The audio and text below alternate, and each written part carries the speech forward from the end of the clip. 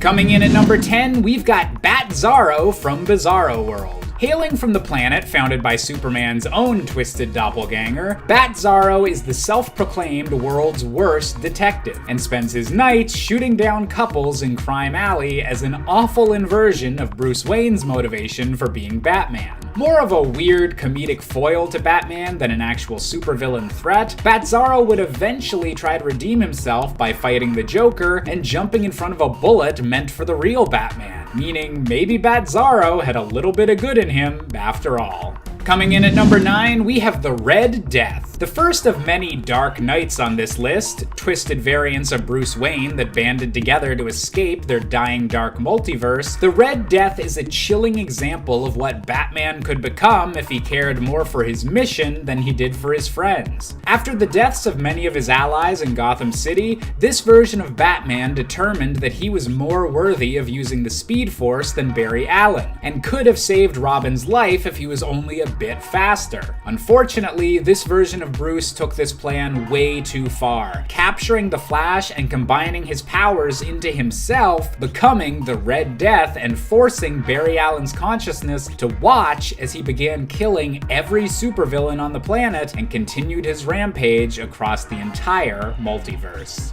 Coming in at number 8, we have the Dawnbreaker. In a dark multiverse world where Bruce Wayne was the one gifted a Green Lantern ring instead of Hal Jordan, this version of Bruce quickly became frustrated with all of the restrictions the Lantern Corps placed on his ring and his ability to wield emotions. Killing every criminal he encountered, Batman's power grew as he combined his ring with the darkness in his own heart, becoming known as the Dawnbreaker as he systematically wiped out every other Green Lantern in the galaxy. By the time he was done, he was the only lantern-wielding entity left in his universe, and joined the Dark Knights in order to find more victims to punish. And at 7, Mercury Flash. Mercury Flash is a robotic version of the Flash made by Doc Tornado as a member of his Metal League. The robot uses a mercury-based physiology, whatever that means, that can make it somehow able to channel the Speed Force, and like the actual Speed Force, not even a fake one. I don't understand how this man not only learned about the Speed Force, but was also able to replicate or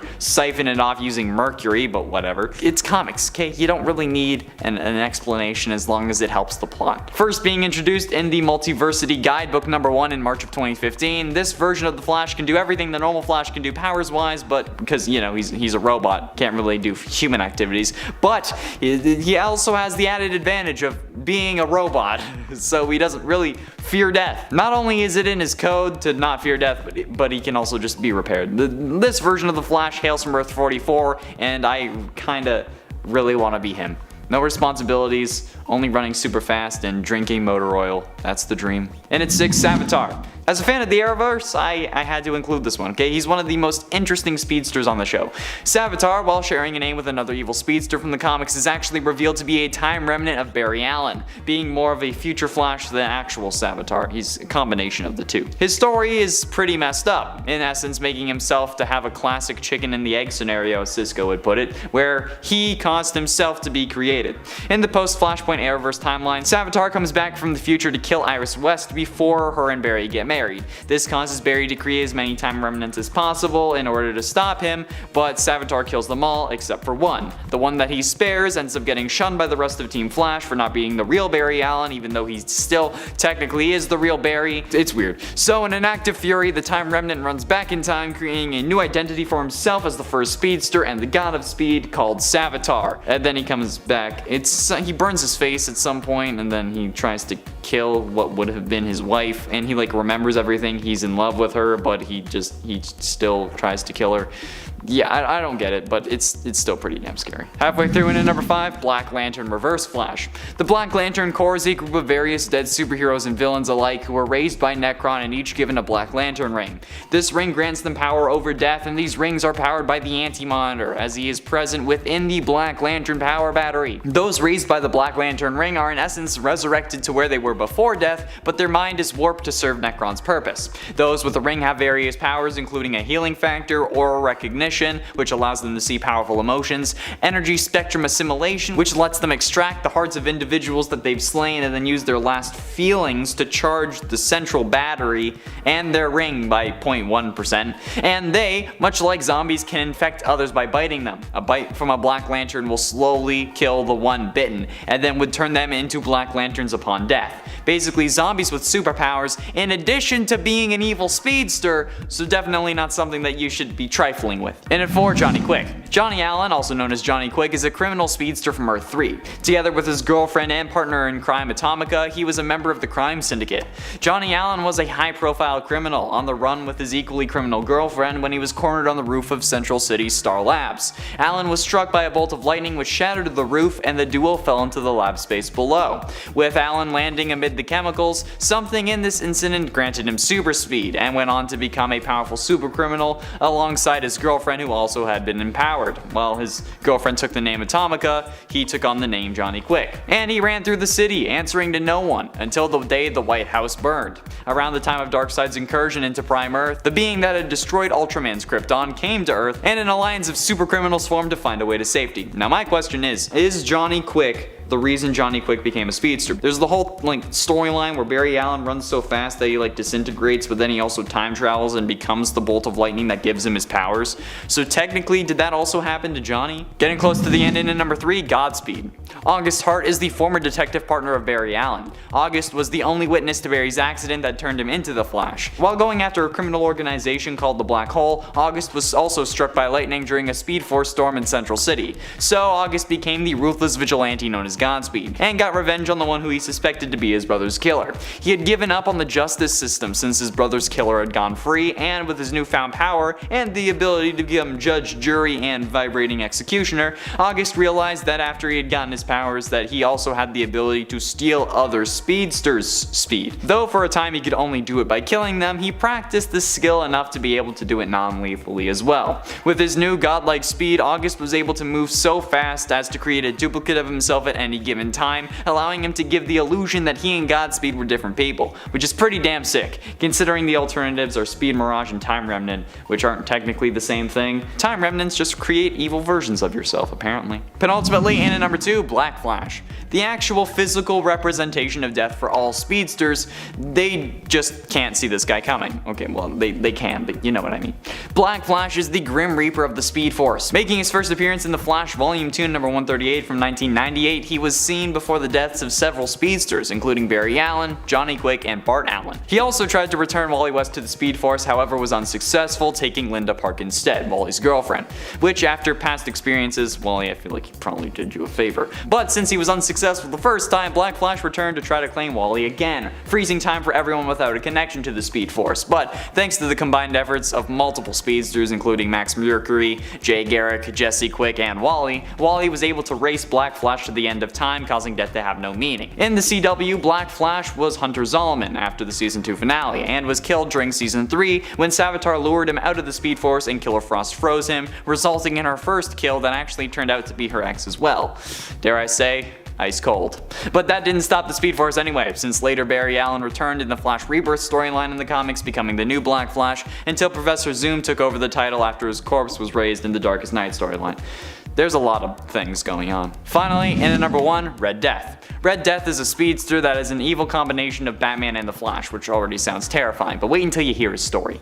The Bruce Wayne of Earth-52 started off fighting crime with Robin, but Robins kept dying left, right, and center, so understandably he got darker and darker, becoming more extreme with his let's call them methods, shall we? Which honestly seems realistic to me, aside from just quitting to fight crime, but that can't happen, otherwise they wouldn't have a story, right? And DC wouldn't make any money. This eventually leads him to Barry, who refuses to give Bruce his speed, so Batman uses the various Rogues Gallery weapons to fight Barry, knocking him out, and then tying him to the front of a cosmic treadmill-powered Batmobile, and drives them both into the Speed Force. I don't even know how that happened, logically, or why that would have worked in their world, but whatever. You do you, Bat-Marty, we gotta get you back to the future.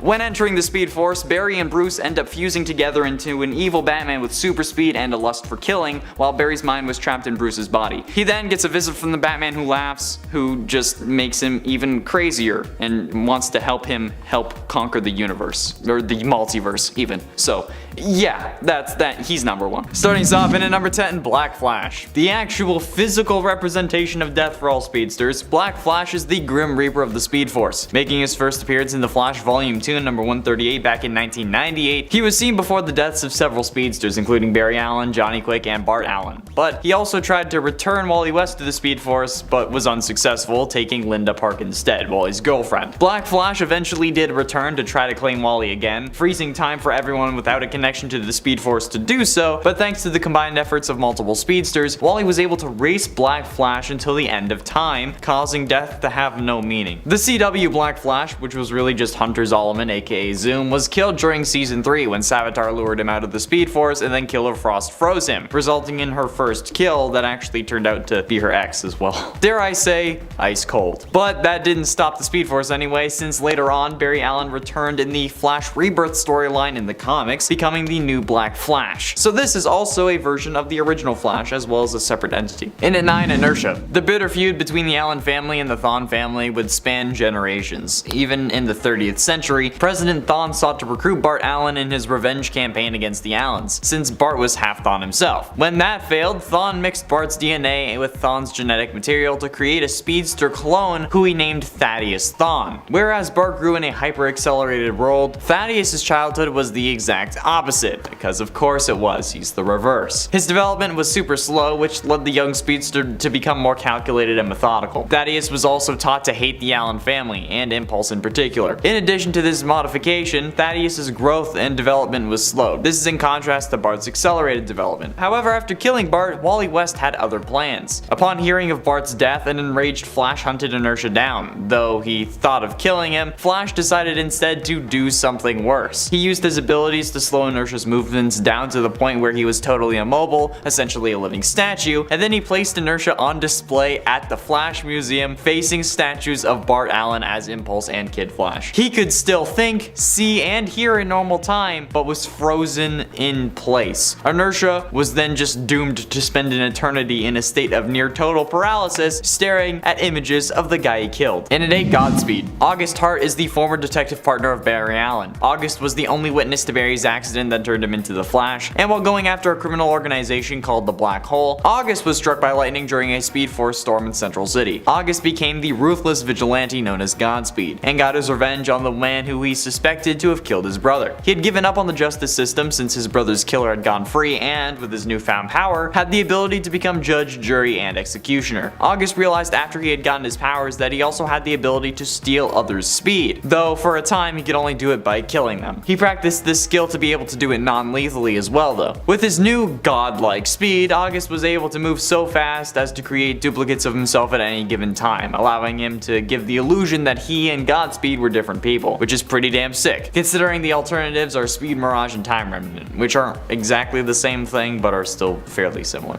Coming in at number 7, we have Owlman, the evil opposite of Bruce Wayne from the inverted Earth-3. Born under the name of Thomas Wayne Jr., as a young boy, Owlman murdered his younger brother Bruce and had his butler Alfred kill his parents to ensure that the Wayne fortune was not wasted by their frivolous spending. Using his costumed identity as Owlman to intimidate the leaders of Gotham into falling under his control, Owlman was a twisted version of everything that Batman stood for, and every time their universes have crossed over has led to some incredibly dramatic battles. And speaking of evil Batman named Thomas Wayne, coming in at number 6, we have the Batman of the Flashpoint universe, aka Thomas Wayne Sr. In a world where Bruce was gunned down by Joe Chill instead of his parents, Thomas Wayne became a dark and murderous red-tinted Batman, while Martha would be cursed to become this universe's version of the Joker. While initially an anti-hero ally during the first reveal of the Flashpoint universe, this Batman would go on to become a threat to the real Batman when he returned to the main DC universe and allied himself with Bane in order to get Bruce to quit being Batman forever. There's probably an easier way to get your son to stop being a superhero than allying yourself with a supervillain, but hey, I guess that's just some Wayne family drama that will continue to unfold as Thomas Wayne continues to make his way through the DC multiverse. Coming in at number 5, we have the Merciless, another of the Dark Knights. In an alternate universe in which Ares, the god of war, declared war against against all of existence, Batman stood with the rest of the Justice League in a battle that literally lasted for eons, until the sole combatants left in the entire universe were Ares and Batman, still standing through sheer willpower alone.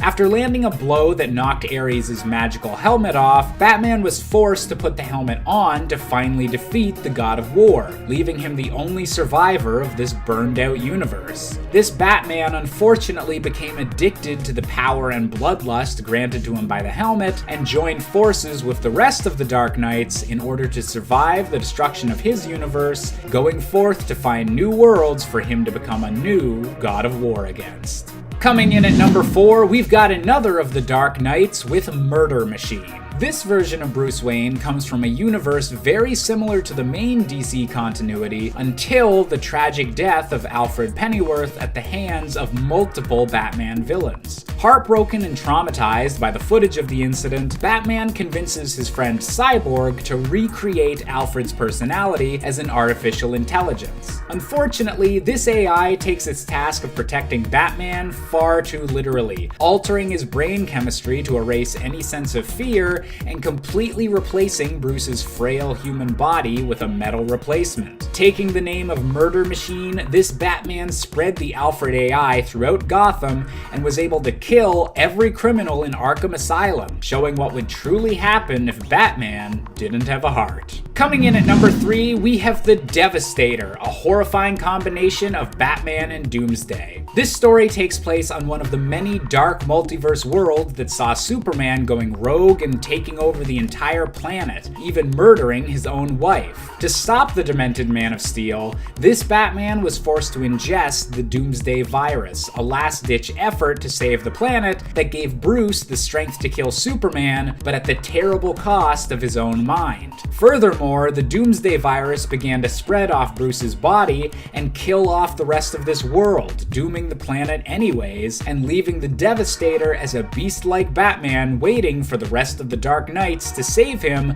from his collapsing planet and give him a new target to hunt, even if eventually this Doomsday Batman hybrid would be defeated by, you guessed it, the real Superman. Coming in at number 2, we have the Emperor of Shadow, aka Bruce Wayne. In a recent one-off issue entitled Batman Superman Authority Special, Batman discovers a reality from the dark multiverse where Ra's al Ghul's plans to dominate humanity have come to pass, and the League of Shadows has become an Empire of Shadows, controlling the entire world. To make matters worse, the leader of this empire is a Bruce Wayne who gave in to Ra's al Ghul's teachings and embraced his position as the world's new emperor. While Batman and Superman were eventually able to destroy the link between this world and the regular DC universe in order to prevent an invasion, this twisted version of Bruce Wayne is still out there, likely biding his time until the next opportunity arises for the Dark Multiverse to attack the regular multiverse once again.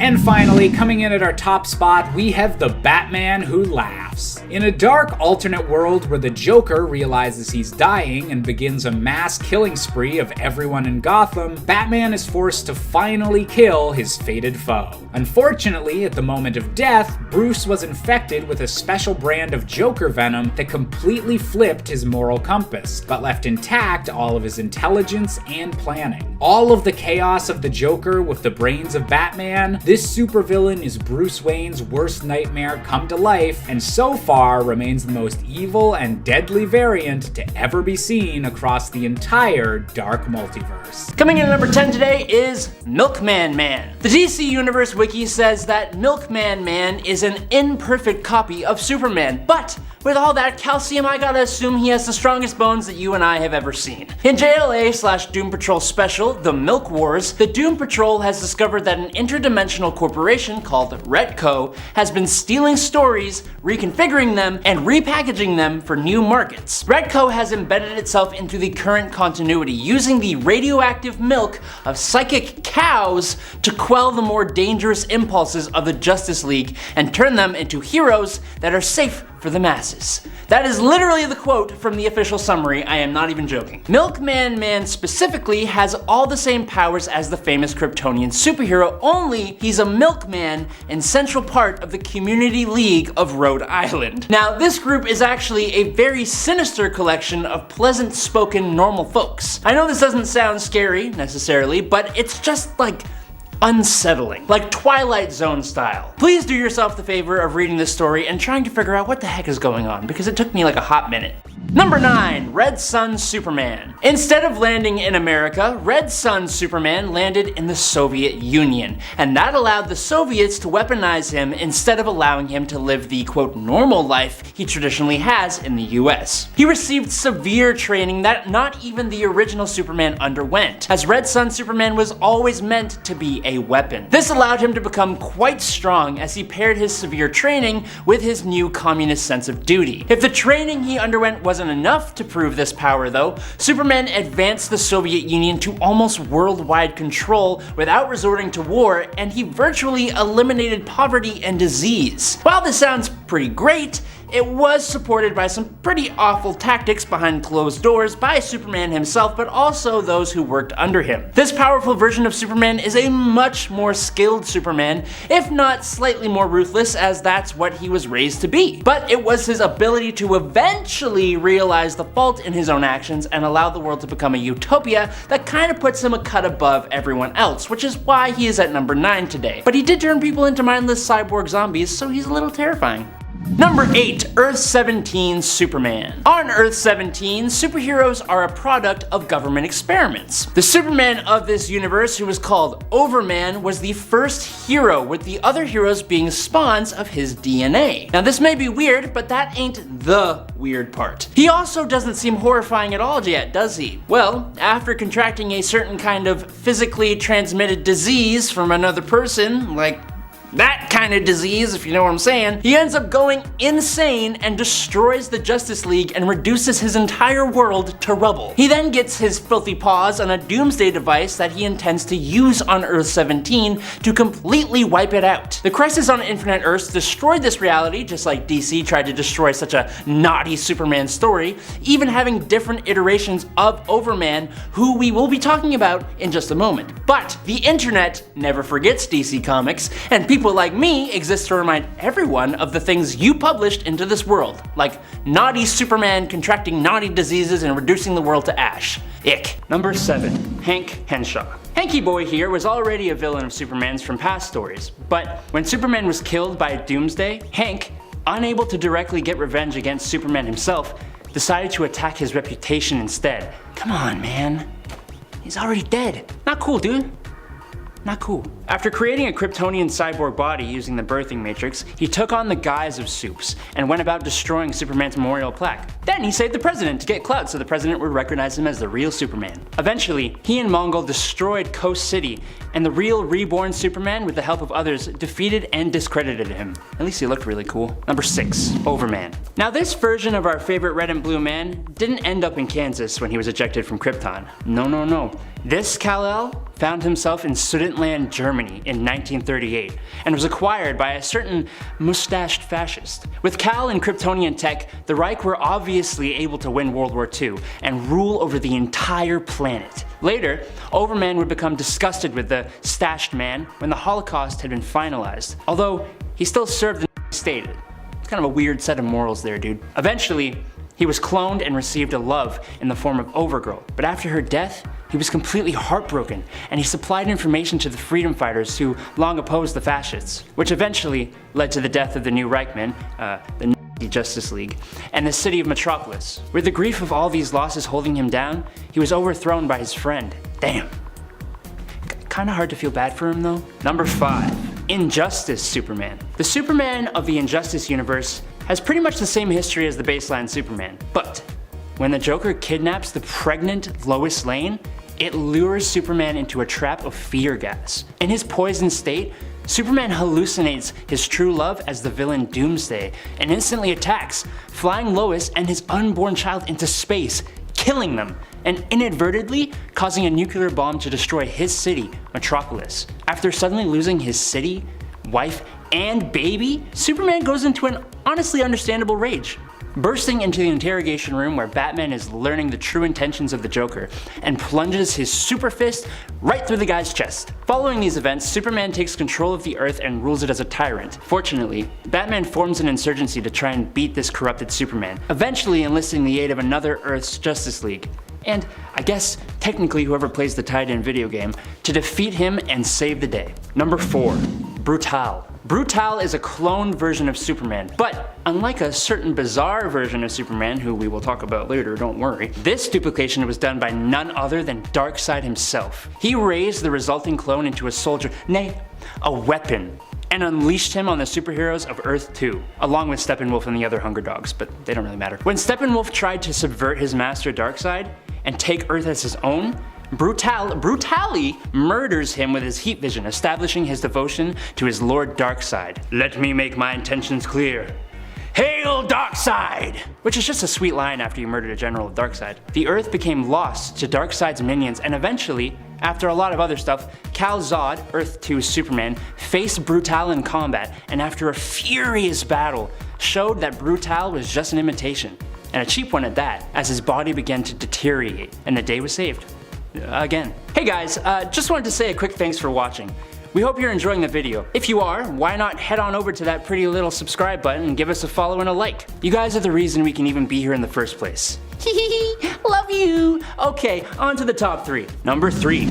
Super Doom. On Earth-45, Lois Lane, Jimmy Olsen, and Clark Kent are scientists instead of reporters, and they use their smarts to build a machine that can turn thoughts into reality, which, I mean, how the heck did they think that was a good idea? I can think of 10 things right now that should never become reality. Anyways, using the aforementioned thought-to-form machine, they try to create a being called Superman, who would be capable of doing amazing things and who could save worlds. But when they are forced to sell their idea to Overcorp, they decide to rebrand and end up creating a monstrosity. Superman, the Last Night of Tomorrow, or Super Doom. With a corporate-fueled agenda of destroying all competition, Super Doom quickly becomes the strongest super being on its own planet, and then enters the bleed space to murder all other versions of Superman. Of course, bad guys never win forever, so after defeating and devouring multiple different Supermen of multiple different Earths, he was stopped by the Superman and Lex Luthor of Earth-22,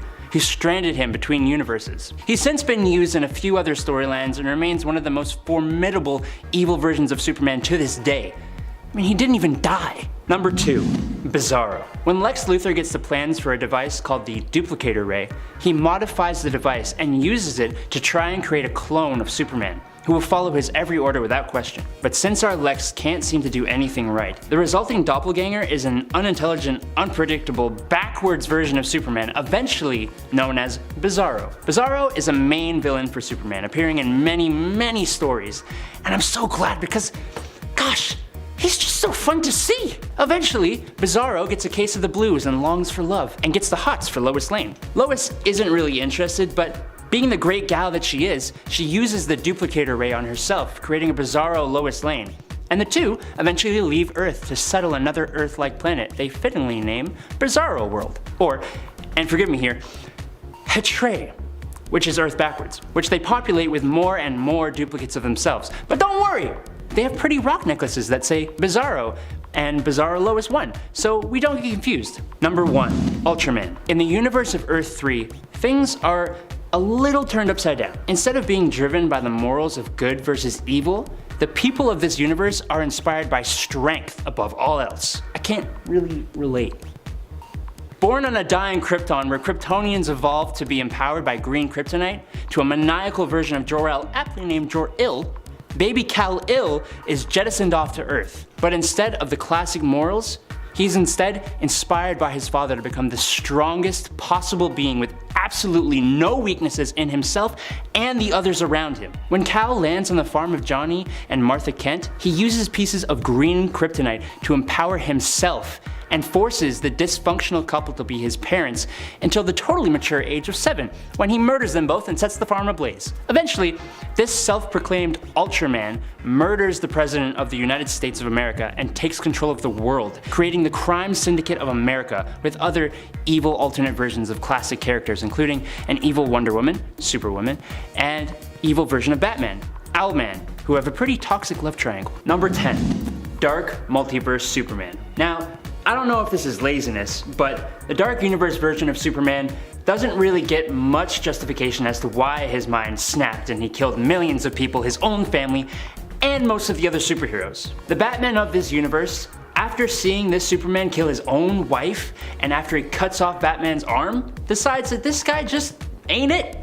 And he transformed himself into a doomsday Batman hybrid called the Devastator, and smashed down this Superman, poisoned him, and impaled him on spikes. A quick evil Superman story, but it was in service of an amazing Batman story. Number 9. Lex Luthor Superman. Okay, this evil Superman isn't technically Superman, but when Superman and Doomsday are both killed by each other, Earth Prime's Lex Luthor returns to Earth after getting bored of being the new Darkseid on Apokolips, and learns of Superman's demise. Lex Luthor, with the help of his superpowered armor, steps in and makes himself the new Superman. I mean, not really Lex, but sure, we'll just give this one to you. Now, he had some good intentions, but it's Lex Luthor. He wasn't exactly the best person for the job. After having multiple falling outs with the new real Superman, pre-Flashpoint Clark Kent, he gave up the title of Superman and started acting as an independent hero, and sometimes a villain. Number 8. Parallax Superman. In this story, Parallax, the physical embodiment of fear,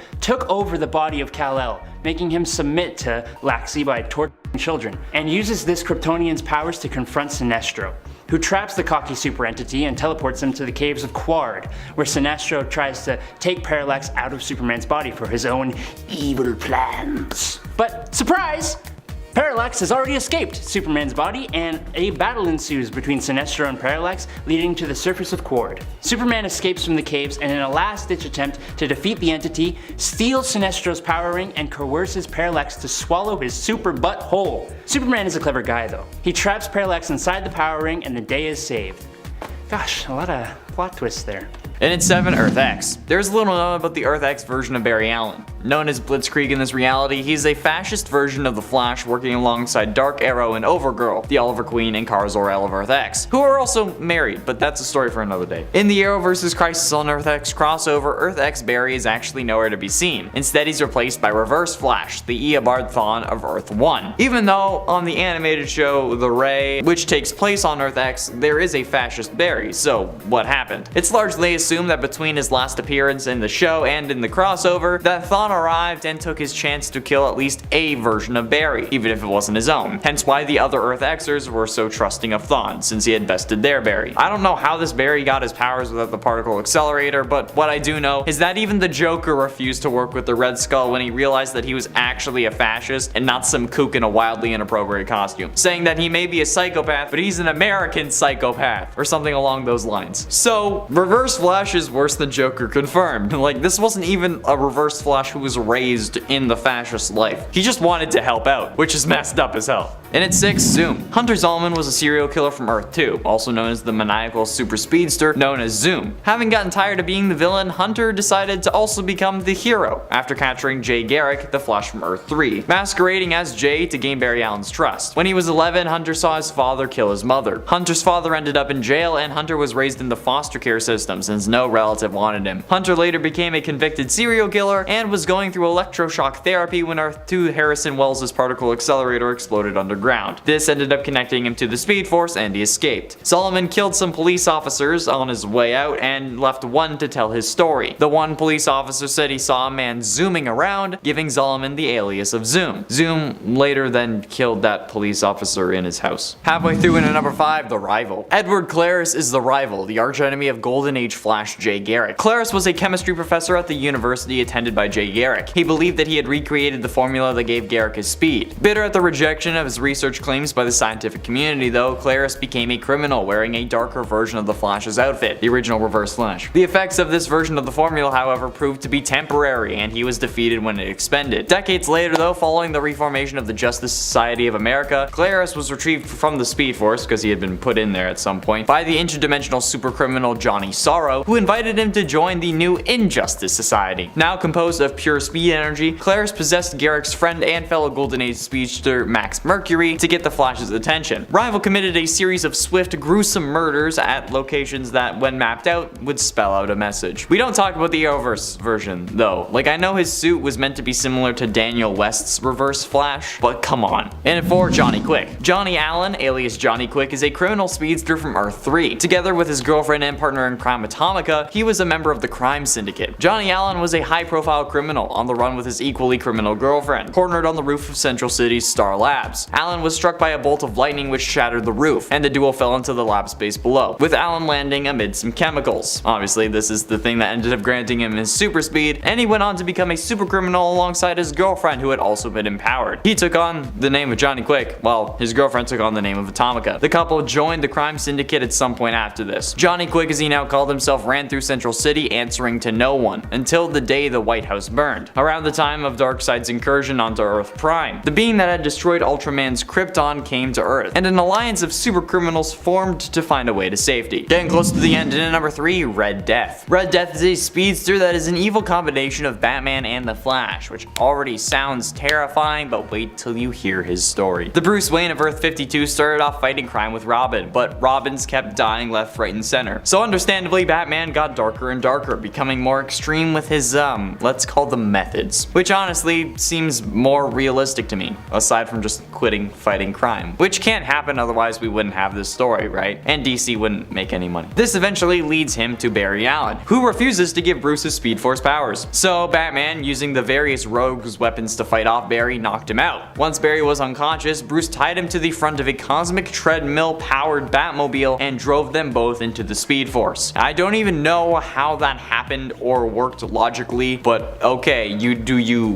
Bat Marty. When entering the Speed Force though, Barry and Bruce ended up fusing together into an evil Batman with super speed and a lust for killing, while Barry's mind was trapped in Bruce's body. He then gets a visit from the Batman Who Laughs, who asks him to join the Dark Knights, whose goal is conquering the multiverse. Penultimately, and at number 2, Savatar. As a fan of the Arrowverse, I felt like I needed to include one of the most interesting speedsters in the show. Savatar, while sharing a name with another evil speedster from the comics, is actually revealed to be a time remnant of Barry Allen in the show, being more of a future Flash than a Savatar. Honestly, he's like a combination of both. His story, though, is pretty messed up. In essence, making himself and having a classic chicken and the egg scenario. In the post-Flashpoint Arrowverse timeline, Savatar comes back from the future to kill Iris West before her and Barry get married. This causes Barry to create as many time remnants as possible, which is basically a clone of himself, in order to stop him. But Savatar kills all of them except one. The one that he spares then gets shunned by the rest of Team Flash for not being the real Barry Allen, even though he is still the real Barry. It's weird. So in an act of fury, the Time Remnant runs back in time, creating a new identity for himself as the first speedster and the god of speed known as Savatar. But the suit he wears allows him to travel at basically instantaneous speeds, which the show Flash has not been able to do at this point, even in recent seasons. And finally, and at number 1, Reverse Flash.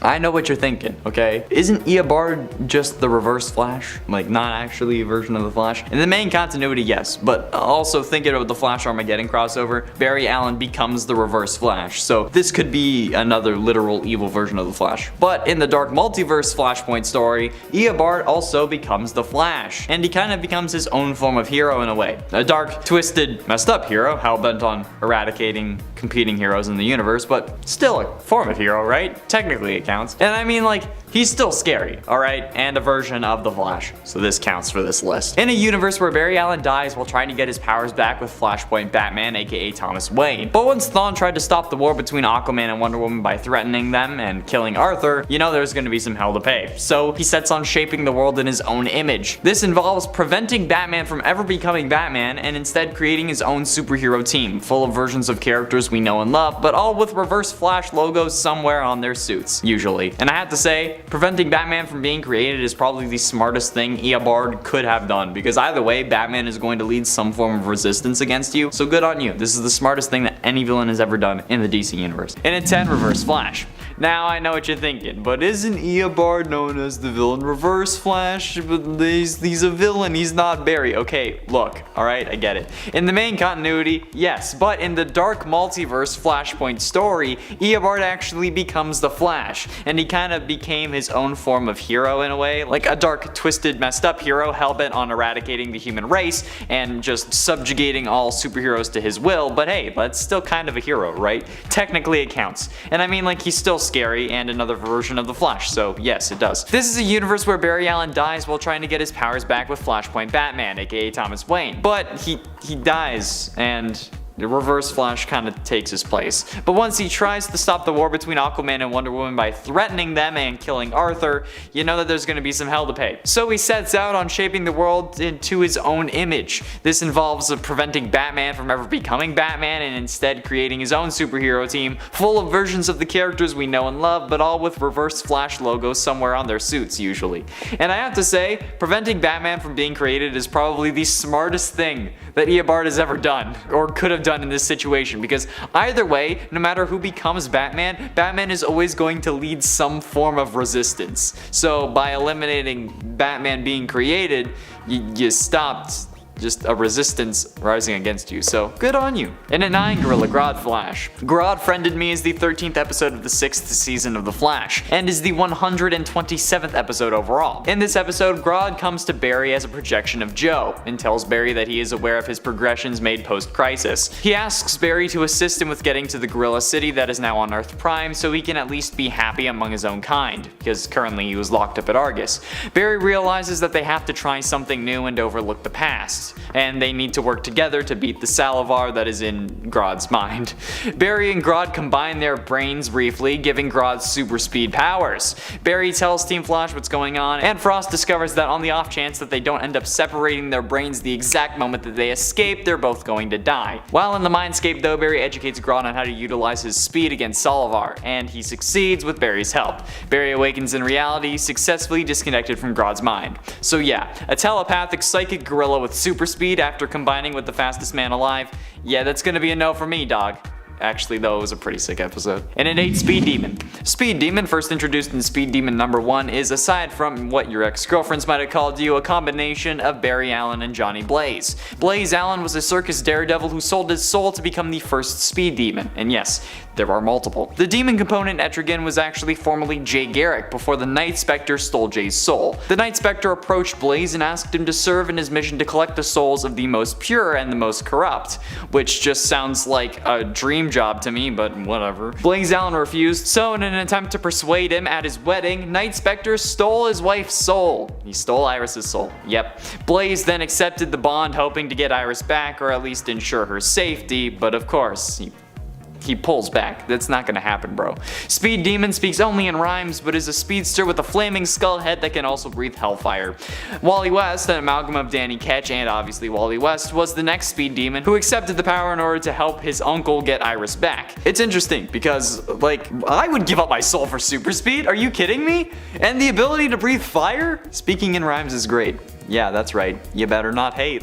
Number 7, Eradicator Lois. For this point, we are going back in time to the infamous death of Superman's story. When Superman fell in the fight between himself and Doomsday, it didn't hit anyone as hard as it hit Lois Lane. Well, in the dark multiverse, something curious happened. After some time passed and Lois saw the effects of a Superman-less world, she eventually traveled to the Fortress of Solitude to return Superman's cape. What she never expected was for the Kryptonian Eradicator to show up. This defender of Krypton is the reason that Superman does eventually come back to life in the real world, placing Clark in the Kryptonian life matrix that was supposed to revive Superman. In this story though, it takes longer than expected, and so, assuming that the revival was a failure, the Eradicator instead places the powers of Superman into the body of Lois Lane. Unfortunately, this is the dark multiverse though, and so this newly superpowered Lois Lane throws almost all caution to the wayside and uses her powers powers recklessly, saving the day, sure, but with no regard for collateral damage or repercussions. She ends wars, feeds the hungry, destroys the military-industrial complex, all that good stuff, but she also wipes out countless lives, including Batman's, Lex Luthor's, and she's even responsible for the fall of Superman when he does finally return. The whole story is super tragic, but that also makes it one of the best to come out of the dark multiverse, in my opinion. Number 6. Overman. I told you we would talk about another Overman. This version of our favorite red and blue boy didn't end up in Kansas when he was ejected from Krypton. No, this Kal-El found himself in Sudetenland, Germany in 1938, and he was acquired by a certain mustached fascist. With Kal and Kryptonian tech, the Reich were obviously able to win World War II and rule over the entire planet. Later, Overman would become disgusted with the stashed man when his annihilation of those he deemed lesser had been finalized. Although Superman still served that man's political party, weird set of morals there, I don't know. Eventually though, he was cloned and received a romantic partner in the form of Overgirl. But after her passing, he was completely heartbroken and he supplied information to the freedom fighters who long opposed the fascists, which eventually led to the end of the new Reichman, this world's evil Justice League, and the city of Metropolis. With the grief of all those losses holding him down, he was overthrown by his own best friend. But I wouldn't feel too bad for him though, he was pretty bad. Number 5. Ultraman. Who would have thought that a Superman who is just a giant man baby would be one of the more powerful versions of the character? Ultraman is the Superman of Earth-3, where strength and power are held above everything else, even good and righteousness. Ultraman was born on the dying Krypton to Jor-Il, who was able to secure a life pod for his incredibly powerful son, who he saw as his best chance of revenge. While in his life pod, Kal-El was given the ideology of becoming the strongest possible being, eschewing all weakness in himself and in others. His rocket crash landed in Smallville, right through the home of the dysfunctional couple, Johnny and Martha Kent, who he forced to be his parents until he was 7 years old, when he then took their lives and burned their home to the ground. He took the name Ultraman, took over the Earth, and created the crime syndicate of America. Unlike Superman, Ultraman actually gets more powerful from kryptonite, and the sun is what makes him weaker, which is fine because he will literally just move the moon to block out the sun.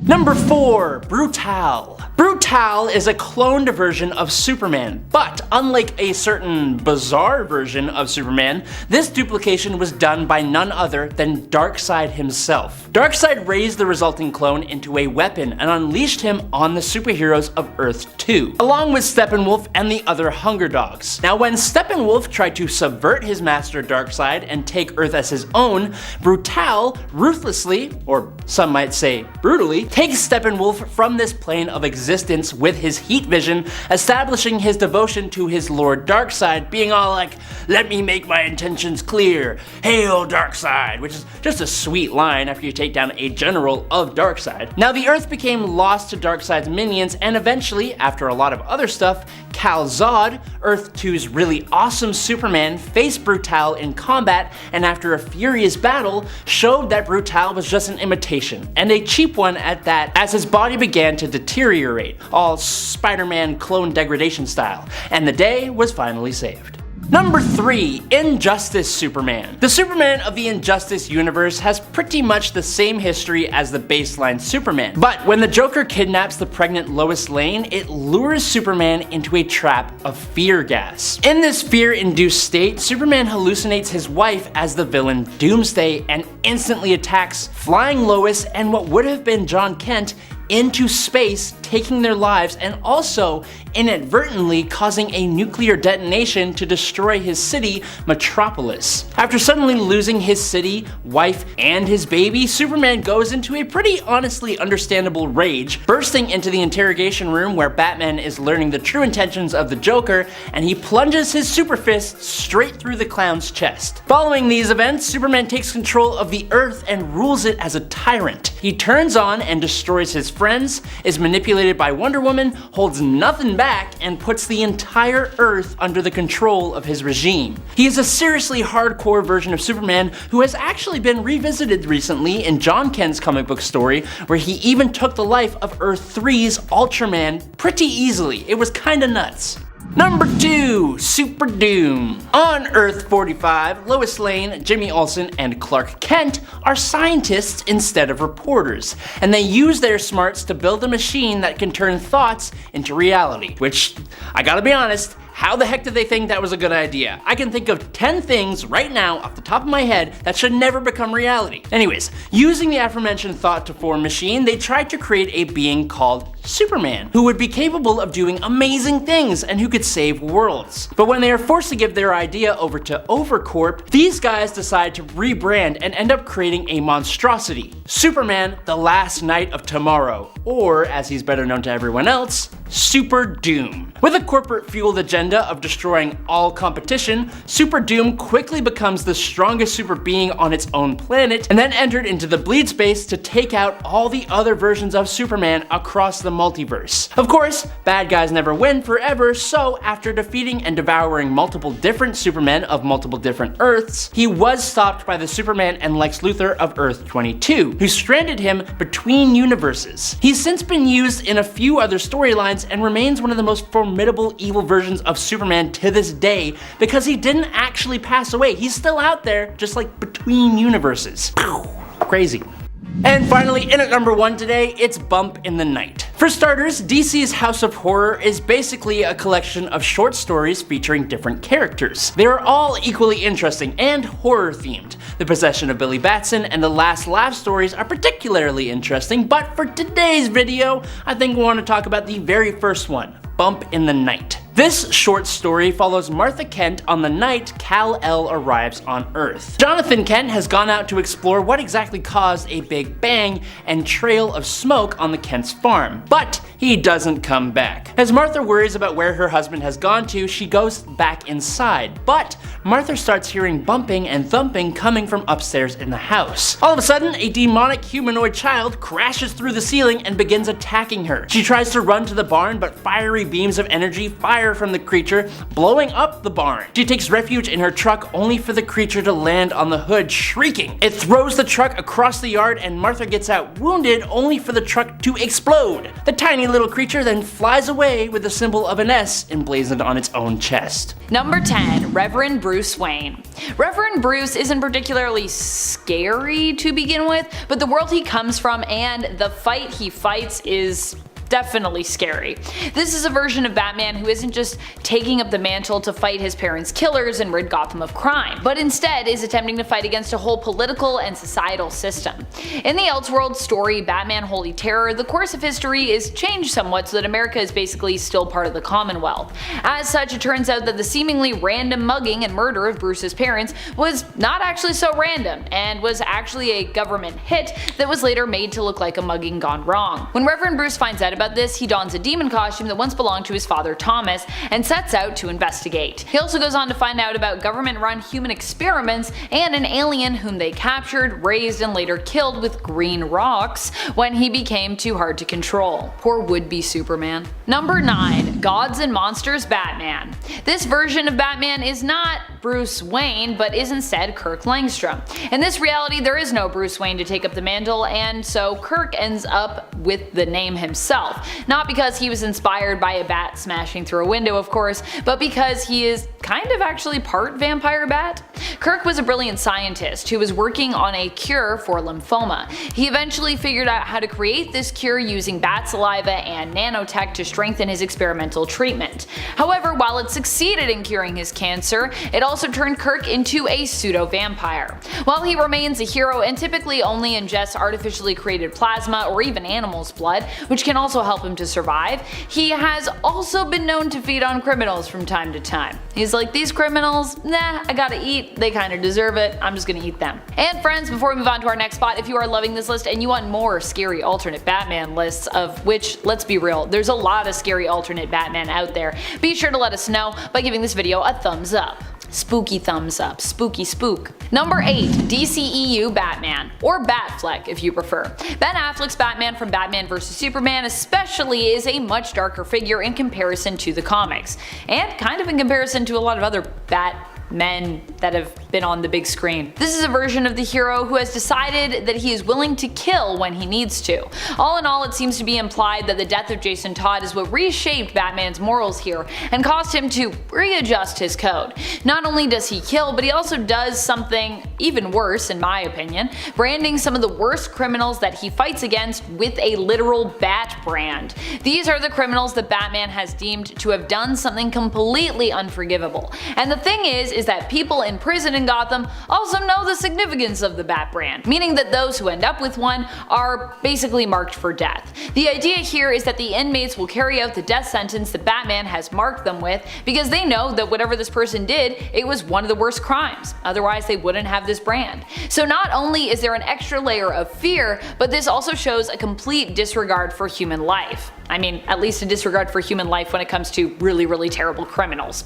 Batman wants these criminals to live in fear, and he doesn't care what happens to them in prison. In fact, he kinda hopes that they end up dead. Number 7. Witch-marked Wonder Woman. Years ago, a 12-year-old Diana Prince came upon a ritual being performed at a crossroads in Themyscira to the goddess of magic and witches, Hecate, by her followers. Diana gets grabbed by the followers and Hecate brands her with a witch mark, and she vowed to Hippolyta that one day she would return to use her witch mark to take over the world. Once things start popping off in the 2018 Witching Hour crossover, Earth's magic is beginning to disappear and Hecate is obviously to blame. Hecate activates her witch marked 5 women who have been branded, including Diana. The witch marked power Diana possesses could rip the world apart and tear holes in reality. It's honestly very insane, and it only gets crazier as she gains the power of the other witch marked. Now I glossed over quite a bit for the sake of time, so I suggest you read the story. Number 6. Dawnbreaker. Now this is like a mix of evil Green Lantern and evil Bruce Wayne. Technically, it's just Bruce Wayne, but after the passing of his parents that fateful night, the young Bruce Wayne comes into possession of a Green Lantern ring. We have seen Bruce Wayne wield a Green Lantern ring before, but this is the dark multiverse. Bruce has an unbelievably strong will, and using his powerful will, he is able to override the programming of the Lantern ring, allowing him to use it to take lives. He creates monstrously terrifying green-like constructs and uses them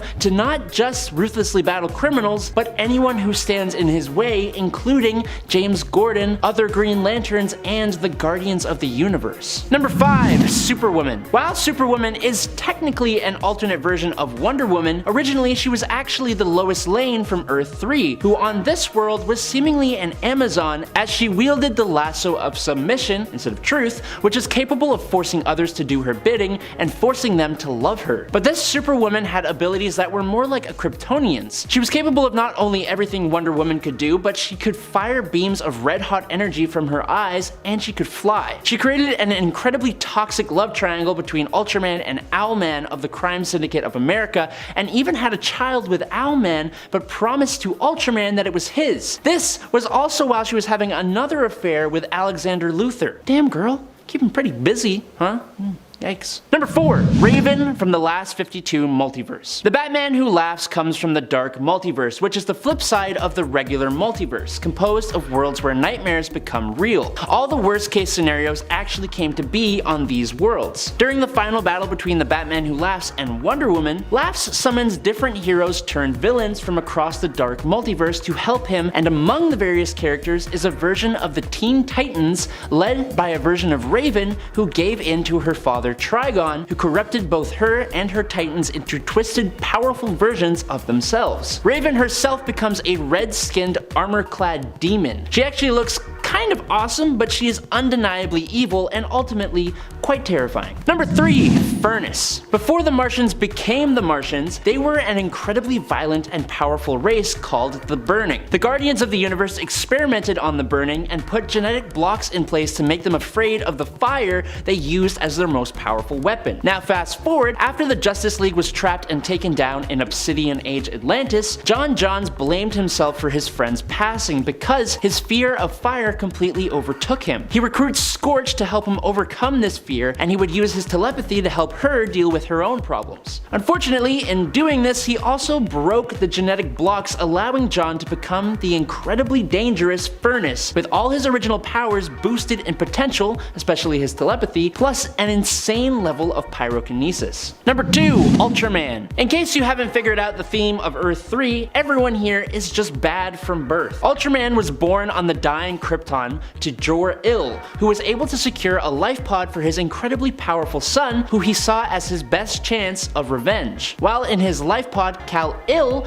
was given the ideology of becoming the strongest possible being, eschewing all weakness in himself and in others. His rocket crash landed in Smallville, right through the home of the dysfunctional couple Johnny and Martha Kent, who he forced to be his parents until he was 7 years old, when he took their lives and burned their home to the ground. He took the name Ultraman, took over the Earth, and created the crime syndicate of America. Now, unlike Superman, Ultraman actually gets more powerful from kryptonite, and the sun is what makes him weaker, which is fine because he will literally just move the moon to block out the sun. And in at number 1 is Vampire Batman. In the Elseworlds Batman and Dracula trilogy, Batman goes up against vampires who have turned Gotham into their home, and then eventually Dracula himself. In the first novel, Red Rain, the hero wipes out the vampires and Dracula, although he is transformed into a vampire himself. Which means we get to see Batman take on crime using the powers of a vampire in the next novel,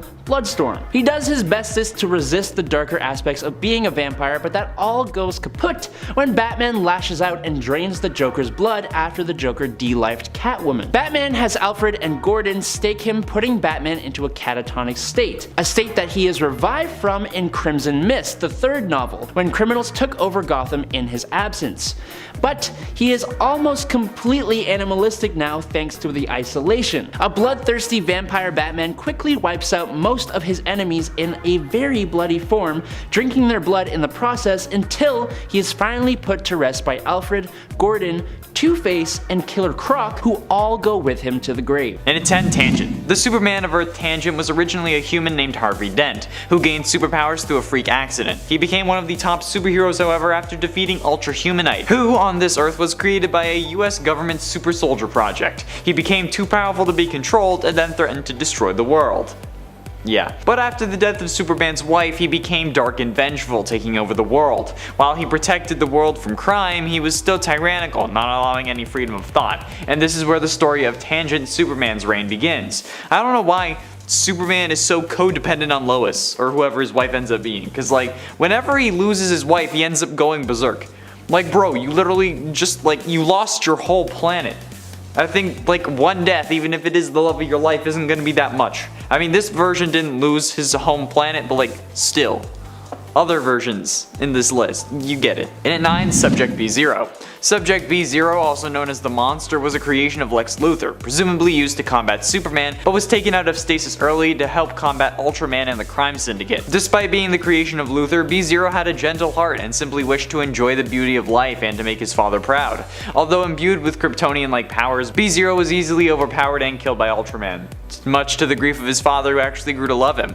So while not an evil version of Superman, you have to admit, if this guy was running at you, you'd be pretty damn terrified. Like bro, get some skin cream, some moisturizer. You look like a rock gnome named Deborah Mustard. Come on. Next thing you know, you're gonna try to control me with one word and then make me a little robot trinket that's gonna get stolen by a goblin who only wants to eat pigeons. And look, you may not understand that reference, but if you do, we're friends now, okay? And it ain't Bizarro. The original Bizarro was created when Superman was exposed to a duplicate ray, in accordance with the science fiction concepts of Superman's stories of the there was a lot of sci-fi going on with Superman. However, Bizarro relocated to the Bizarro World, a cuboidal planet called Hatre, which is just Earth backwards, don't really know how to pronounce it, but it operated under Bizarro logic. So it was a crime to do anything good, and basically since Bizarro was the invert of Superman, that Earth was also populated by inverts of other DC characters. The 1986 event Crisis on Infinite Earths though rewrote DC's continuity, eliminating that Earth.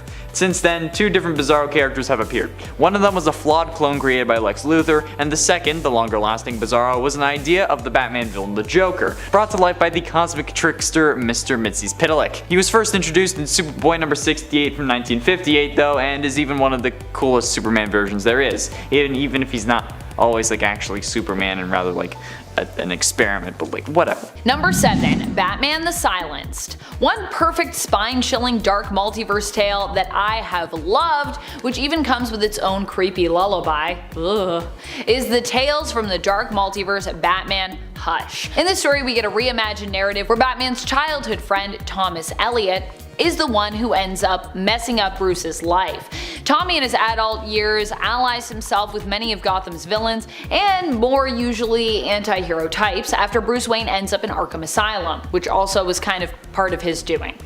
However, Bruce isn't quite as checked out as he's been pretending to be, and he ends up escaping in order to get revenge and taking up the mantle of Batman the Silenced, an alternate version basically of Hush, and of course an alternate version of Batman. Number 6. Vampire Batman. This alternate version of Batman comes to us from the alternate Earth-43. As his moniker describes, he is a version of Bruce Wayne who transforms into a more literal version of Batman when he becomes a vampire.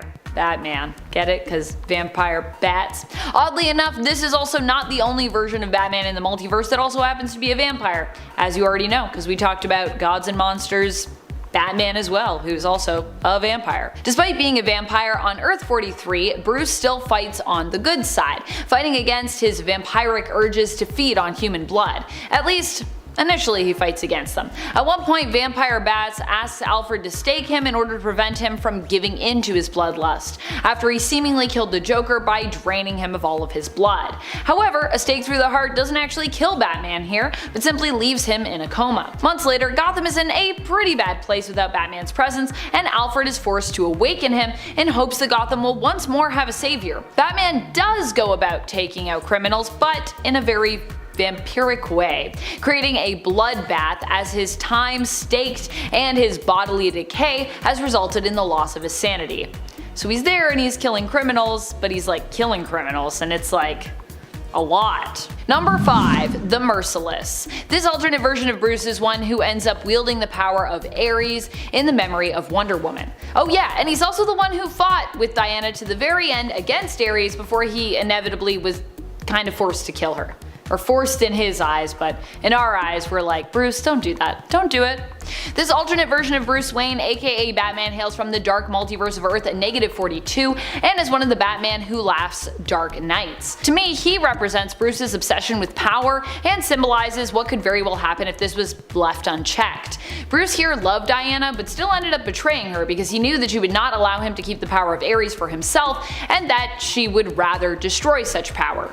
So he was like, I gotta hold on to the power because I'm doing great with it, so I guess I gotta kill ya. But also, he wasn't doing that great with it. Spoiler alert. Number 4. The Bruce. This alternate version of Batman comes to us from the reality belonging to Batman I Joker. Here Batman is a tyrant and a symbol who is worshipped as a god. This is not our own Bruce Wayne, by the way, but like a dystopian, almost cyberpunk future version of the character where the people of Gotham see him as their ruler and god. In fact, I don't even know if this guy's name is actually Bruce Wayne or is Bruce at all. I think he's just a person that's elected and like that's the role you play, or that seized power. The people of Gotham worship him and his mission for vengeance. The whole comic is pretty horrifying to read and reveals how even the best of heroic intentions can be perverted over time. Nothing scarier than just humanity and the way that we think things through and can like take a good idea and make it into something a lot more sinister. That's the scariest thing of them all. Well, almost. There's a few more points. Number 3. Murder Machine. Murder Machine is an alternate version of Bruce Wayne who hails from the dark multiverse reality of Earth-44. Here Bruce Wayne turns to his friend and colleague Cyborg for help, building an AI to supplement Alfred after Bruce's longtime friend, butler, and father figure is tragically murdered. However, this AI is programmed to protect Bruce at all costs, which ends up leading the Alfred Protocol, as it's named here, to take over Bruce, replacing his human body with a mechanical, indestructible, and immortal one, turning Bruce into the Murder Machine. The Alfred Protocol, which Bruce is now fully merged with, also takes away Bruce's ability to feel fear or sadness. think you know where this is going. It's not going to a good place. In the end, it labels everyone a threat to Bruce and helps him to kill all those who could potentially harm him, including the entire Justice League. Pretty bleak stuff. Number 2. Nemesis. Nemesis is probably one of the most brutal Batman alternates we've ever encountered. Probably also because he doesn't even hail from DC Comics himself, but instead is a creation of Mark Millar's, who hails from Icon Comics. Mark Millar doesn't hail from Icon Comics, but this character does. Mark Millar does many things. Well, we do have an elaborate backstory for Nemesis, which involves him also seeking vengeance for the death of his parents, but in a much more twisted way. Since his parents were actually the worst kind of wealthy folks and murderers themselves, it's never really even confirmed that this backstory is the true backstory of Nemesis. In fact, it's even implied in the story that Nemesis could actually be multiple people who just cause mayhem and death and destruction because, well, maybe they just enjoy it? The whole idea of the character and everything that he does is pretty messed up and is quite dark. Nemesis provides a much more villainous take on the idea of vigilantes and how motivation can mess you up, or alternatively, how you really don't even need motivation to become a messed up and brutal vigilante in the first place. Also power.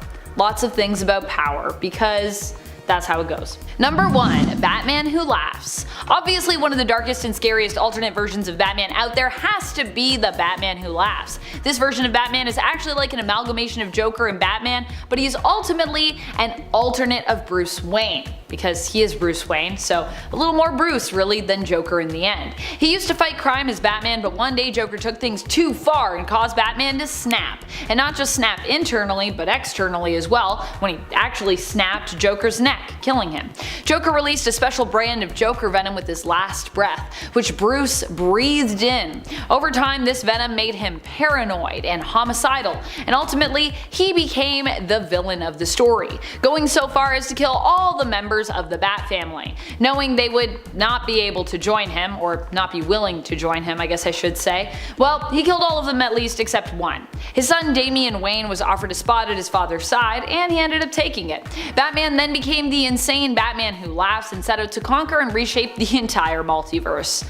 Which definitely means you're pretty scary. If you are like, I'm not just gonna take over this world, I'm gonna like go beyond that, that's a lot. Number 10. Mazahs. On Earth-3, things are kind of backwards. Power and strength reign supreme, and those who are superheroes and villains in the Prime Universe are supervillains and heroes respectively in Earth-3. Alexander Luthor, for example, was the most powerful superhero on Earth, going by the name Mazahs, which is Shazam backwards. Now, he's technically a good guy, but his power is what I find truly terrifying. Mazahs has the ability to absorb the powers of any superpowered being that he took the life of, through his lightning. Using this, he gained all the powers of Bizarro, including invulnerability, self-sustenance, arctic vision, flame breath, and kryptonite immunity. He got the powers of the Firestorm Matrix from Deathstorm, which are too many to list, the Speed Force abilities from Johnny Quick, and the powers of Hawkwing. While the characters he fought were arguably worse than him, no one from Earth-3 is really good, and he is absolutely terrifying, when he is powered up of course. Number 9. Bump in the Night. For starters, DC's House of Horror is basically a collection of short stories featuring different characters. They are all equally interesting and horror themed. The Possession of Billy Batson and Last Laugh stories are particularly interesting, but for today's video, I think I want to talk about the very first one. Bump in the Night. This short story follows Martha Kent on the night Kal-El arrives on Earth. Jonathan Kent has gone out to explore what exactly caused a big bang and a trail of smoke on the Kent's farm, but he isn't coming back. As Martha worries about where her husband has gone to, she goes back inside the house, but Martha starts hearing bumping and thumping coming from upstairs in the house. Suddenly, a demonic humanoid child crashes through the ceiling and begins attacking her. She tries to run to the barn, but fiery beams of energy fire from the creature, blowing up the barn. She takes refuge in her truck only for the creature to land on the hood, shrieking. It throws the truck across the yard and Martha gets out wounded only for the truck to explode. The creature flies away with the symbol of an S emblazoned on his chest. If you are looking for comic book content, this is the place to find it, so hit us with a subscribe to stay inundated with tons of videos about all your favorite heroes.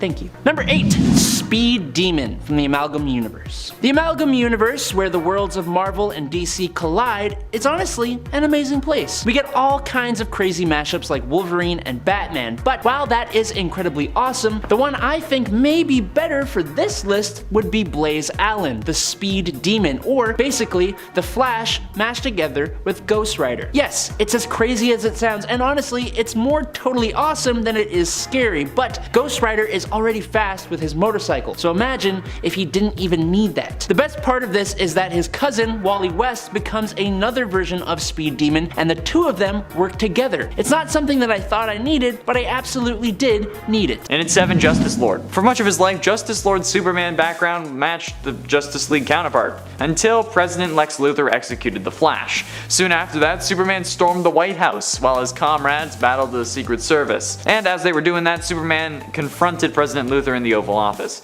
Despite Superman's accusations of corruption and abuse of power, Luthor refused to surrender and arrogantly stated that he would find a way to get out of prison.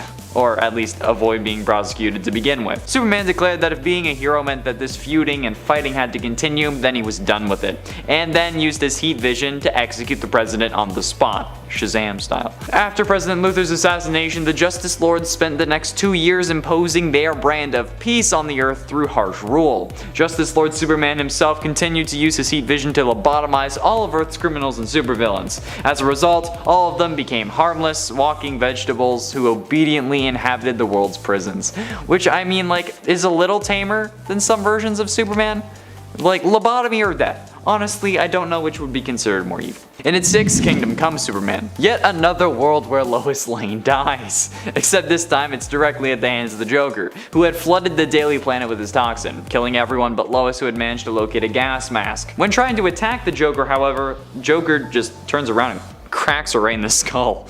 Superman returns as Lois succumbs to her injuries and dies. And as for the Joker, he arrives for his trial, but he's killed by a new superhero going by Magog. However, Magog ends up getting acquitted of his charges after killing the Joker, which honestly, I understand, but Superman is appalled by the public embracing a killer as a hero. Already disheartened at the death of Lois, Kal-El abandons his life as Superman and retreats to his Fortress of Solitude, where he spends the next decade. Superman eventually returns and reforms the Justice League, though, with the goal of capturing heroes who took Magog's example and started killing, which results in many a battle and a nuke targeted towards metahuman genes, a la Invasion, the CW crossover. But in the end, Superman does end up dating Wonder Woman, and they end up expecting a child. I mean, like, it took you a while, but you got over it. Attaboy. Halfway through into number 5, Red Sun Superman. The Russian hero known as Superman is an alternate version of the hero we know now, from an alternate reality in which baby Kal-El landed not in Smallville, but rather in Soviet Russia, where he was raised by the government. This Superman, while still a hero to Russia, is antithetical to the United States and has defeated some American heroes such as the Green Lantern. His arch nemesis, though, is still Lex Luthor, who at this point is a scientist employed by the US government to create heroes like Superman. Luthor's copied version of Superman, however, proves a failure and endangers more lives. Bizarro. Luthor created many monsters to battle Superman, but they all didn't really do anything. This version is just scary because, like, it's what every American fears. Communism.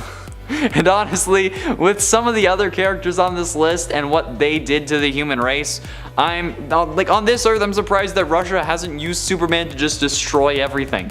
Like, whatever. However, this story is a good lesson about who you keep in your life and how people around you affect who you turn out to be.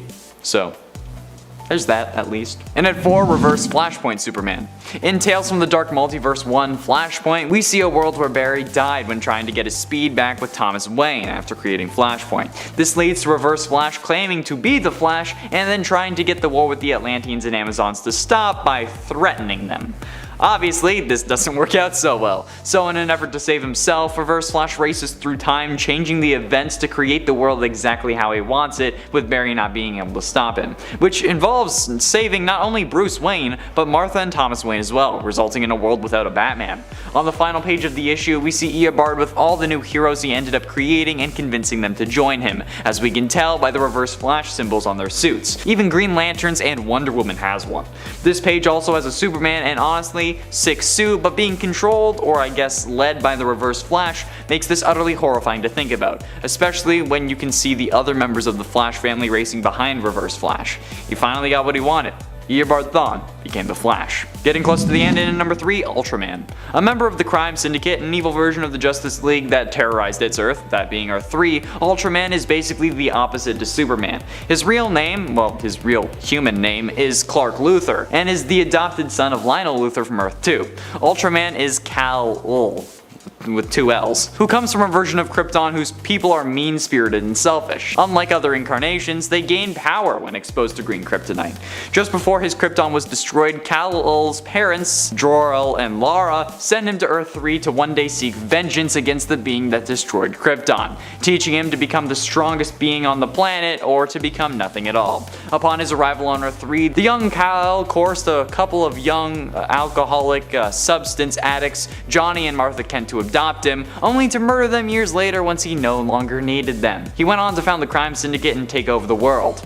This guy is a homicidal, violent megalomaniac with mommy and daddy issues. However, he's definitely a character I want to see on the big screen.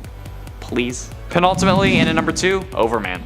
Overman is an alternate version of Superman from a different world in the multiverse, obviously, but unlike other versions of Superman, his primary language is German. This is because on this Earth, the German soldiers won World War II, to speak around the YouTube censors, eventually taking over the planet and spreading German everywhere, as in like the language. Another Overman first appeared in Grant Morrison's Animal Man number 23. He is one among several pre-crisis characters that were returned to reality by the Psycho Pirate's Medusa mask. This Overman comes from an Earth based around the grim and gritty stories of the 1980s, and the heroes of this universe were actually a part of an experiment created by the government. Overman... This has got to be one of the most ridiculous points that I saw, but Overman went mad and destructive after contracting an STD. Not even kidding. And the other inhabitants of this Earth were a black and muscular Wonder Woman, an unnamed Flash, and a punk-style Green Lantern.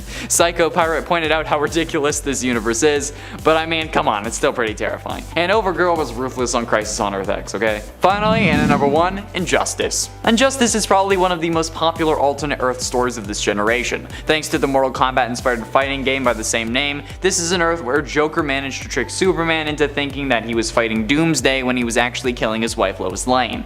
That was already bad enough since we know how Superman gets in other worlds when his wife dies. However, this time she was also carrying his unborn child, which he only found out after accidentally killing her.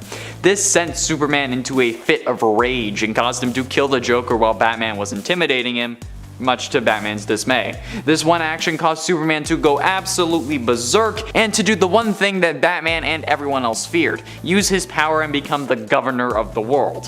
Through this regime, Superman killed anyone who committed a crime, resulting in Batman leading a resistance of other superheroes, not all of whom made it. While the story in the video games remains largely the same of that of the comics it generated, there are a few differences like the amount of deaths in the comics, since none of them are really playable characters, so losing them won't really affect your gameplay experience.